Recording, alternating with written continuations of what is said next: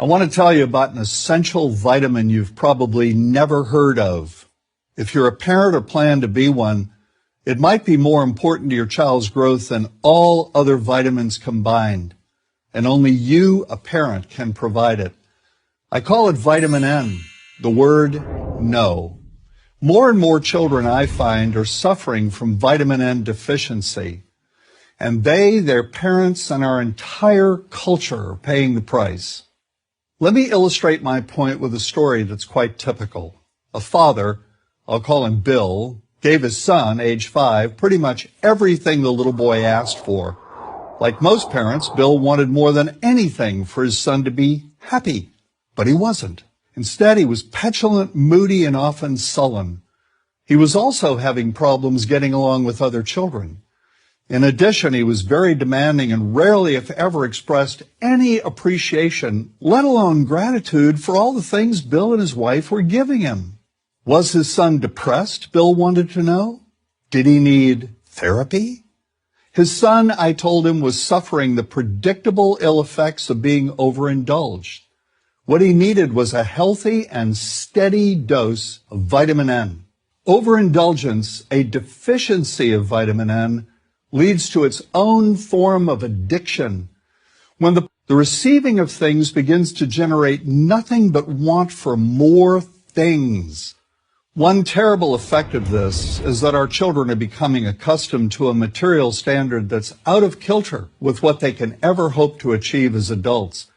Consider also that many, if not most, children attain this level of affluence not by working, sacrificing, or doing their best, but by whining, demanding, and manipulating. So in the process of inflating their material expectations, we also teach children that something can be had for next to nothing. Not only is that a falsehood, it's also one of the most dangerous, destructive attitudes a person can acquire. This may go a long way toward explaining why the mental health of children in the 1950s, when kids got a lot less, was significantly better than the mental health of today's kids. Since the 50s, and especially in the last few decades, as indulgence has become the parenting norm, the rates of child and teen depression have skyrocketed. Children who grow up believing in the something-for-nothing fairy tale are likely to become emotionally stunted, self-centered adults. Then, when they themselves become parents, they're likely to overdose their children with material things. The piles of toys, plushies, and gadgets one finds scattered around most households. In that way, overindulgence, a deficiency of vitamin N, becomes an inherited disease. An addiction passed from one generation to the next. This also explains why children who get too much of what they want rarely take proper care of anything they have. Why should they? After all, experience tells them that more is always on the way. Children deserve better. They deserve to have parents attend to their needs for protection, affection, and direction. Beyond that, they deserve to hear their parents say no far more often than yes when it comes to their whimsical desires.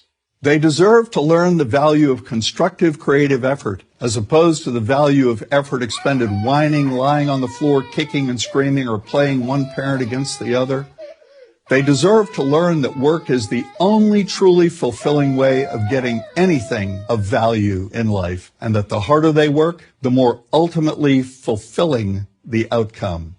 In the process of trying to protect children from frustration, parents have turned reality upside down. A child raised in this topsy-turvy fashion may not have the skills needed to stand on his or her own 2 feet when the time comes to do so. Here's a simple rule. Turn your children's world right side up by giving them all of what they truly need, but no more than 25% of what they simply want. I call this the principle of benign deprivation. No. Vitamin N. Dispense it frequently. You'll be happier in the long run, and so will your child.